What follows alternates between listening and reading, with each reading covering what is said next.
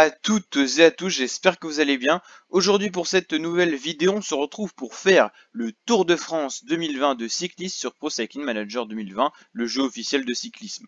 Donc comme vous le savez, à chaque grand événement de cyclisme, on fait souvent les courses sur Pro Cycling, en plus de suivre sous forme de résumé sur ma chaîne YouTube ou sous forme de vidéo avant course, la vraie course également. Donc en fait c'est en gros une sorte de série bonus pour vraiment se mettre dans l'ambiance du Tour de France. Donc ce que j'ai fait, c'est que j'ai chargé une liste de départ avec les coureurs qui feront le Tour de France, donc les coureurs engagés.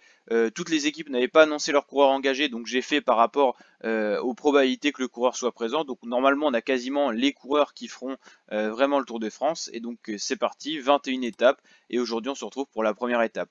La team, n'hésitez pas à vous abonner à ma chaîne YouTube pour suivre en intégralité le Tour de France 2020 sous forme de vidéos avant course, présentation du parcours, enfin plein de vidéos et bien sûr résumé de chacune des étapes. Et aujourd'hui on va s'intéresser à Pro Cycling Manager, qui est quand même assez révélateur comme jeu, sachant que c'est vraiment les vrais coureurs avec les vraies équipes qui font le Tour de France.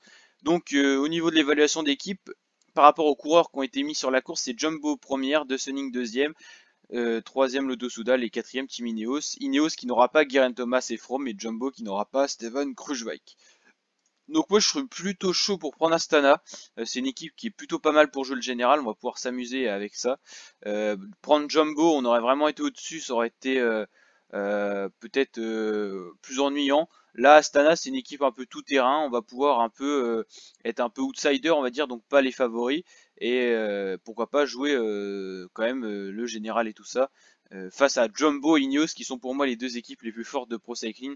Et donc là on va pouvoir faire un truc sympa. De Sunning qui a pas assez de coureurs bons en montagne pour jouer le général. Lotto Soudal c'est pareil, c'est pour ça que je prends pas ces équipes là. Donc c'est parti pour je pense prendre Astana, hein. C'est vrai qu'il y avait aussi Bora qui me tentait, mais le problème c'est qu'il n'y a pas assez d'équipiers en montagne quoi. Donc on va prendre Astana. Et c'est parti donc pour cette première étape. J'espère que ça va vous plaire la team, et on va retrouver 21 étapes et donc 21 vidéos sur ma chaîne YouTube. Pour cette playlist qui s'appellera Pro Cycling Manager 2020, Tour de France 2020 quoi. Donc voilà la team. Donc on charge ça, et donc voilà la première étape. Donc c'est 160 km qui devrait normalement se finir au sprint, mais il y a quand même des bosses sur la route. Donc nous, comme je vous ai dit avec Astana, l'objectif c'est de jouer le général. On a vraiment des coureurs faits pour ça. Il n'y a pas de sprinter en fait chez Astana réellement. Et donc nous, on va passer ces étapes-là en essayant de rester bien placé et de s'économiser pour les étapes de montagne. On pourra jouer victoire d'étape, maillot de meilleur grimpeur. Je sais pas s'il y a des jeunes vraiment dans cette équipe. Et en même temps, on jouera le général, bien sûr, qui est l'objectif premier quand même. Donc franchement, les favoris dans cette équipe Astana, je pense que je vais garder Fulslang, Lopez et peut-être encore un autre, on sait jamais. Sur un Tour de France qui est assez long, il peut y avoir des abandons, des défaillances. Donc je pense Lopez, c'est sûr, en leader, Fulslang aussi. Et sûrement Yon Izagirre qui est quand même assez complet. Voilà. Et les coureurs comme Luis Leon Sanchez pourront aller dans l'échappée, jouer des maillots de meilleur grimpeur, animer la course, voilà. On va pas jouer que le général, ce qui serait trop ennuyant. Moi j'aime bien mettre des coureurs dans l'échappée, faire un petit peu affoler la course des fois aussi, et attention aux coups de bordure, tout ça en première semaine. Donc là en fait c'est vraiment un Tour de France qui est très orienté montagne, hein. Donc il y aura beaucoup de belles étapes de montagne à suivre quoi.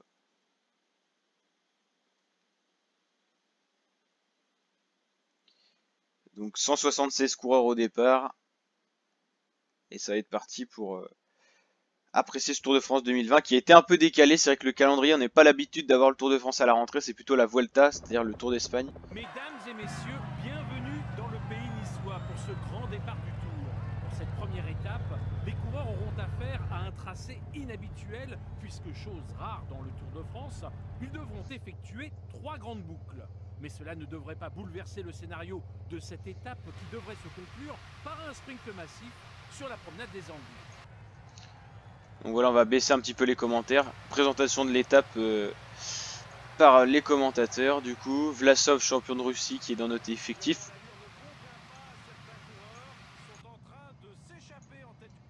On va couper les commentaires. Fulsang qui a une bonne forme. Mais de toute façon, aujourd'hui, comme les commentateurs l'ont dit, ça va vraiment être une étape pour sprinter normalement. S'il n'y a pas de surprise quoi.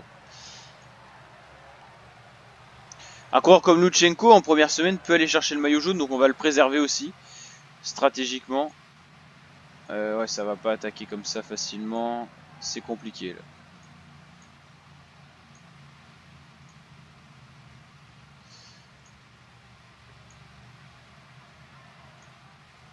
Alors, Yohan Izagirre qu'on va préserver aussi, on va le protéger avec Vlasov. Donc Izagirre qui sera un de nos leaders. On aura Fulsland qui sera aussi leader et Lopez, mais Lopez est un petit peu moins complet, donc on va juste le mettre comme ça. Voilà, on le mettra juste à suivre, comme un peu Lutsenko. Et Gorka Izagirre, ça sera un peu l'électron libre, pourquoi pas dans les échappées, enfin on verra. Alors, les coureurs qui s'échappent, les voici: François Bidard, Hirschi le Suisse de la Sunweb, Kirch, Sanchez pour notre équipe, pour aller chercher peut-être des points. Ça va être compliqué parce qu'on n'est pas dans le bon groupe là. Et Gaulle. C'est les deux premiers qui prennent des points. Donc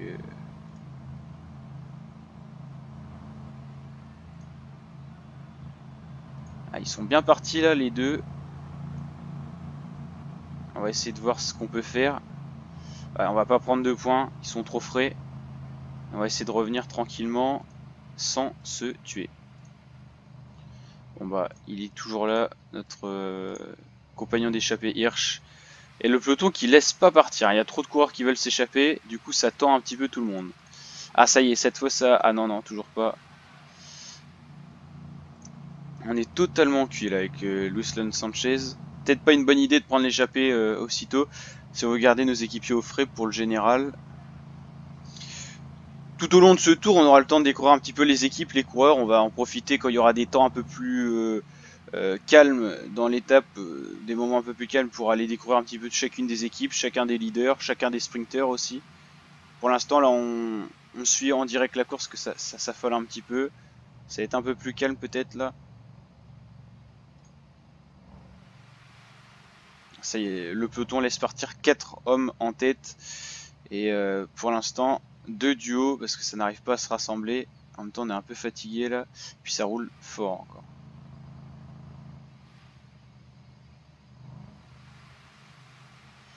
Alors, la vue d'hélicoptère. Là, on est dans un terrain assez sinueux. Ça sera, je crois, une sorte de circuit, hein, comme on dit les commentateurs.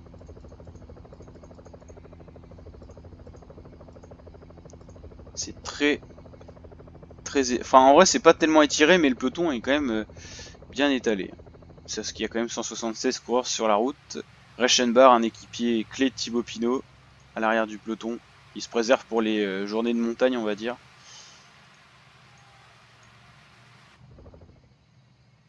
Ça collabore pas trop là. Faut essayer de voir ce qu'on peut faire.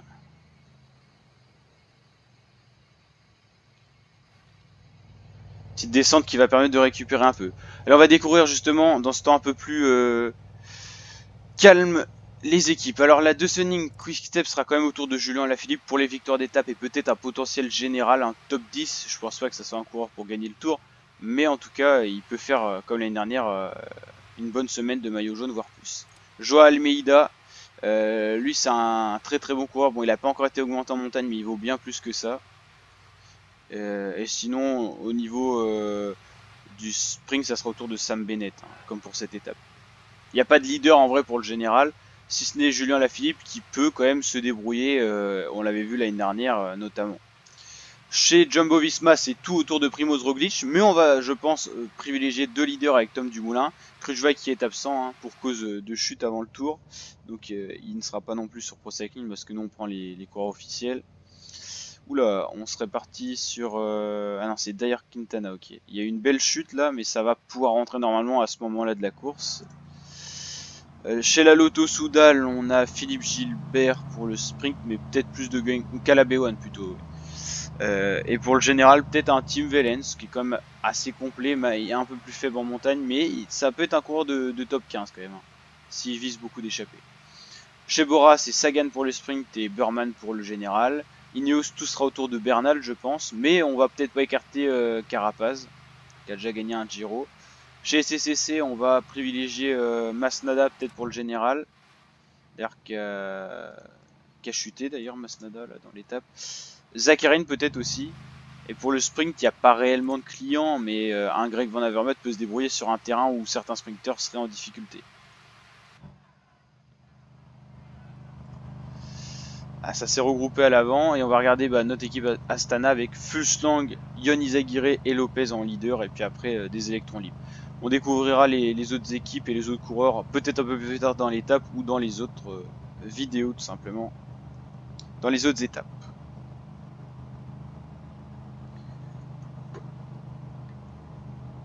On mettra aussi des fois en accéléré quand il n'y aura pas de grand chose à voir bien sûr, pour pas que ça soit non plus ultra long.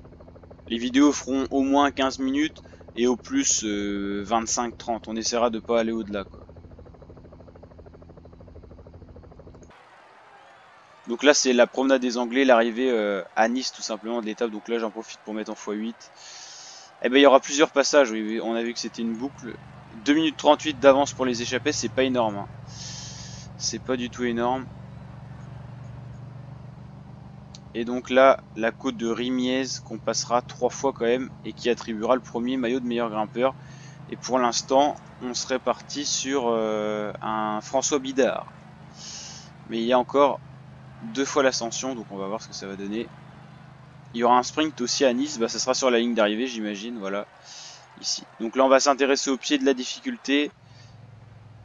C'est quand même 6 km à 5% de moyenne, c'est assez roulant quand même, mais ça peut faire des petits dégâts. Mais bon là c'est assez loin de l'arrivée, donc il n'y a pas de réel danger.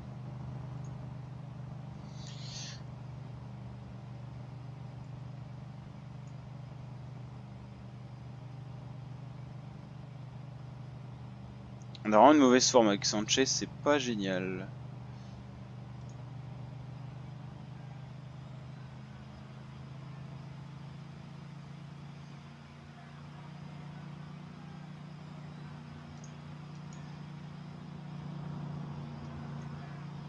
On a essayé d'attaquer de loin pour mettre en difficulté les autres coureurs, mais ils ont l'air plus frais. Hein. La forme peut expliquer ça aussi. Ah là, ouais, ça va être tendu là.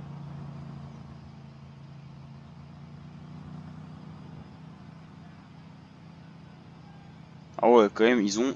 Oh, la forme qu'ils ont par rapport à Ruslan Sanchez, c'est impressionnant.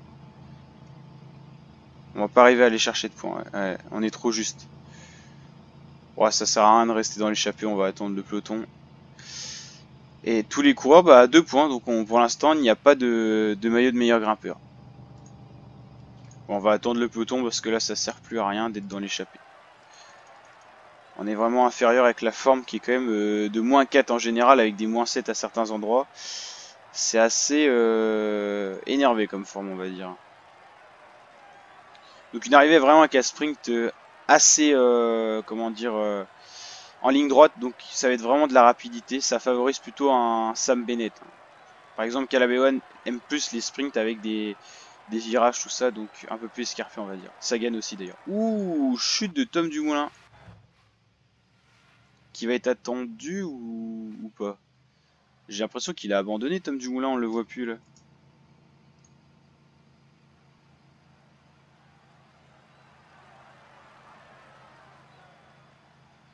Où est passé Tom Dumoulin?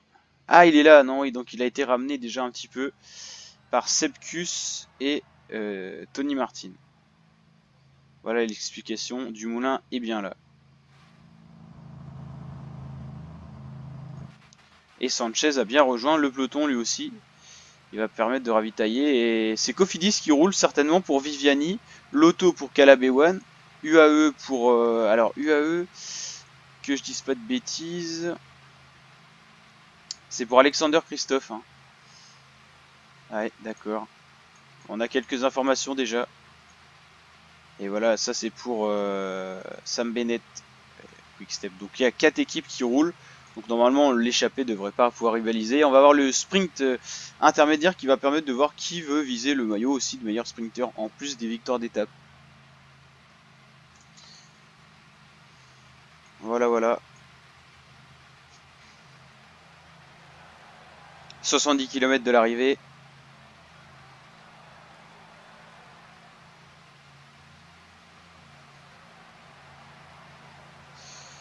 Allez, on va assister au sprint massif. Déjà les échappés, les 3 hommes de tête. Je vous rappelle qu'ils étaient 4 au début de l'étape. On avait Ruslan Sanchez devant. Mais on l'a fait se relever parce qu'il n'a pas les jambes clairement pour jouer le maillot de meilleur grimpeur. Donc autant l'économiser et s'en servir d'équipier pour nos coureurs du peloton. Ah oui, donc c'est disputé quand même par les échappés. Kirsch qui va passer en tête, Hirschi pas loin. Allez, on va voir le peloton qui va se disputer ce sprint intermédiaire certainement pour aller chercher quelques points.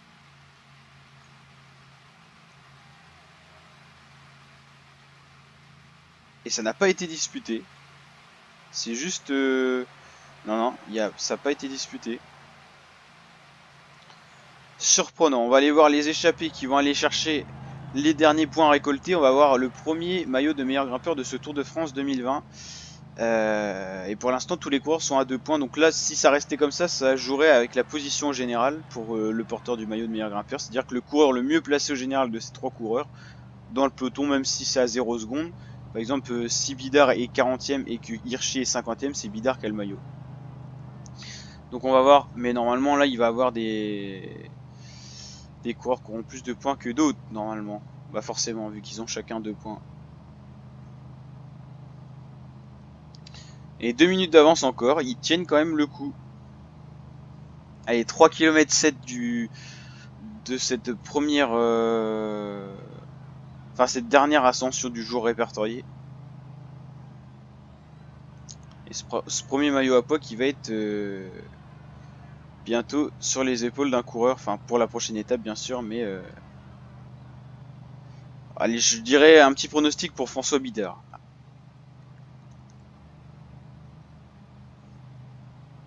Bon, le mieux placé, c'est Kirsch, qui est dans la roue, là. Allez, on va voir qui c'est qui va être capable d'aller chercher ce maillot. À 1 km 3, ça attaque déjà très tôt.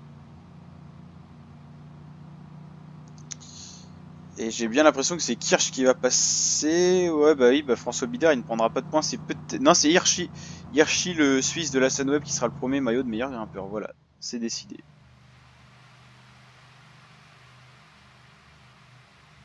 Donc là, ça sera certainement un sprint massif.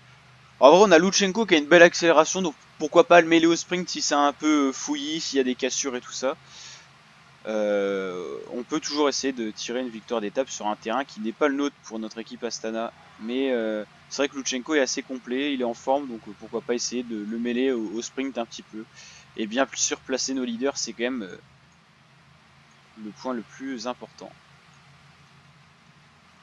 On fera certainement un train pour bien placer nos coureurs.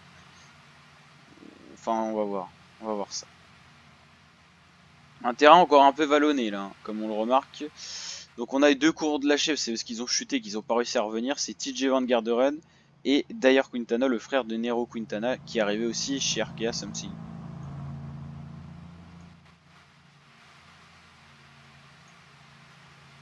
Ça y est, là la chasse est lancée pour rattraper les 3 hommes de tête, hein, qui ont quand même 2 minutes d'avance, qui est très faible pour 48 km. Mais faut faire attention quand même, et c'est bien ce qui se passe, c'est que là tout est contrôlé quand même. 1:30, on voit bien que l'objectif est de revenir assez rapidement. C'est Stéphane Rossetto qui roule et Bob Jungels en personne.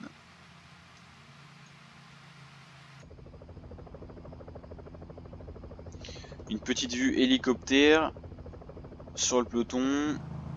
La vue moto sur les échappés qui possèdent une 16 d'avance. C'est très peu à quand même 38 km de l'arrivée. Et l'arrière du peloton, assez calme encore, hein, finalement. Ça y est, Bob Jungels qui roule, donc là forcément ça fait des dégâts, un coureur bon rouleur et bon contre la monte. Et on aperçoit les 3 hommes de tête qui roulent pas hyper fort, mais c'est vrai que le peloton veut absolument limiter l'écart car dans la descente il n'y a pas énormément de possibilités de reprendre du temps. Donc et c'est un faux plat descendant après, donc c'est quand même risqué, hein, de laisser 3 hommes en tête, sachant qu'on a quand même des coureurs plutôt bons, hein. On a des baroudeurs quoi là-bas. Allez, c'est passé sous la minute cette fois. Et nous on va ravitailler pour la dernière fois de l'étape avec Luis Leon Sanchez qui ne saurait tarder pour amener les bidons.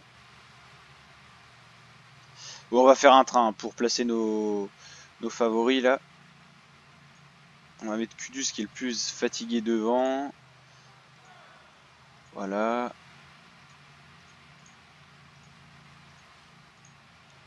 Et nos leaders, les voilà.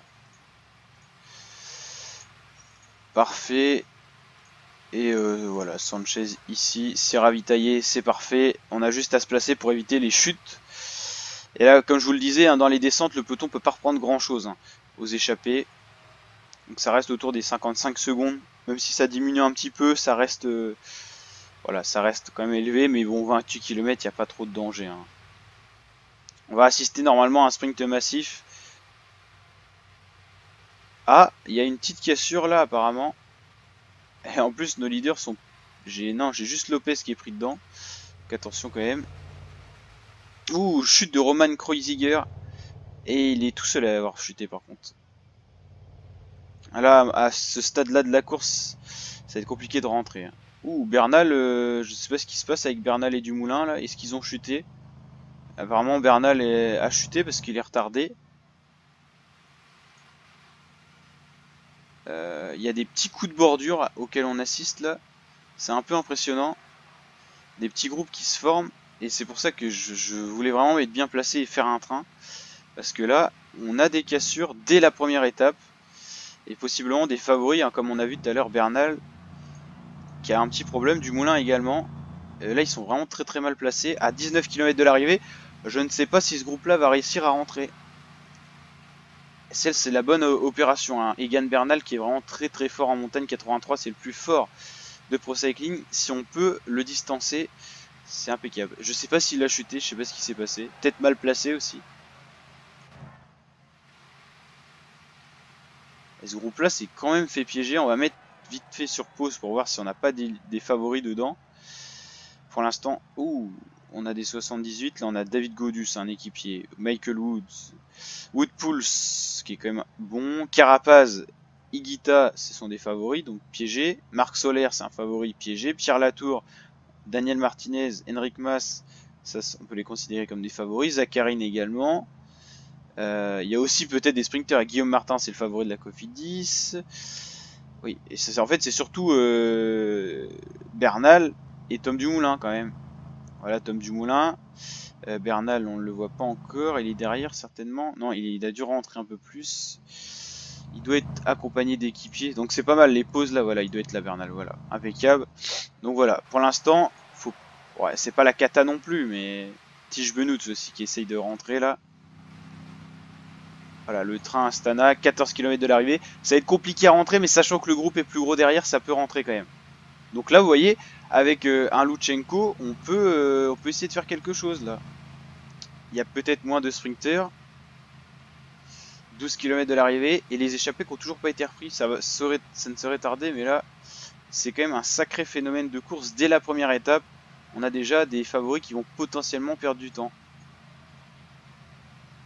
Une 10, une 15, une 14, ça a l'air de revenir quand même. Hein. En même temps, vu les équipes qui roulent derrière, c'est pas n'importe qui. Ça pourrait faire notre affaire là, si ça revient pas derrière. Une minute à Bernal en une étape comme ça peut être sympa quand même. Donc on roule, hein. On n'aurait peut-être pas roulé, sinon on se serait juste placé. Mais là, du coup, c'est intéressant à rouler.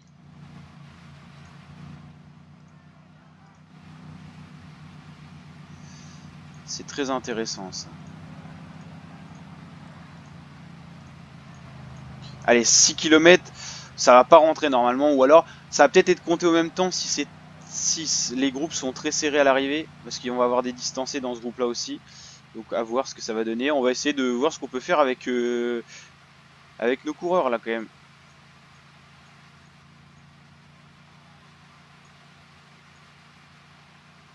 On n'a pas de sprinter, hein, mais...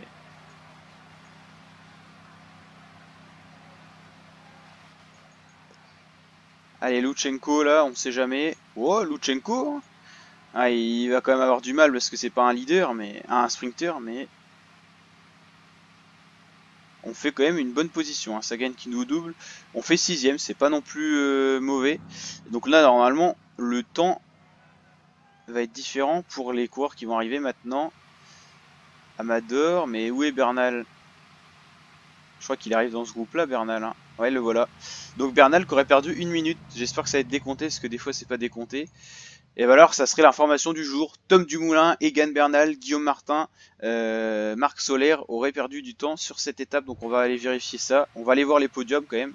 Ça vaut le coup.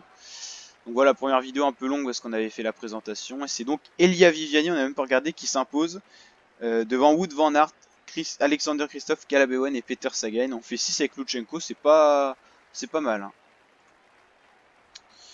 Voilà, donc le premier maillot jaune c'est Viviani. Meilleur grimpeur c'est Hirschi. Viviani meilleur sprinter forcément. Et meilleur jeune c'est Ivan Garcia Cortina. Et on a la meilleure équipe, sachant qu'on était peut-être un peu mieux placé que les autres, mais à 0 secondes.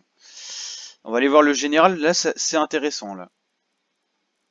Ah bah voilà, donc là il y a eu la cassure, 56 secondes, donc on va regarder qui a été pris dans cette cassure. Dan Martin, premier leader, 2 avec Dumoulin, ça fait 2 leaders.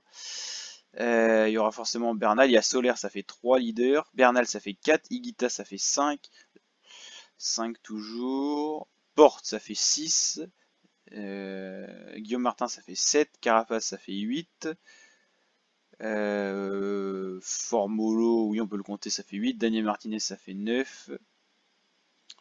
Et il y a quand même une dizaine de leaders avec Zakharine, voilà, ça fait à peu près 10, on va dire, qui ont été piégés. Il y a Fabio Aru, tout ça. Donc là, grosse cassure.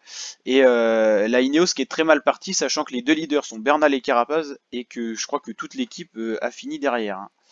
On va regarder ça, mais au niveau du classement par équipe, ils n'ont pas de coureur là, donc oui, ils ont été distancés les Ineos. Et c'est pas la seule équipe d'ailleurs.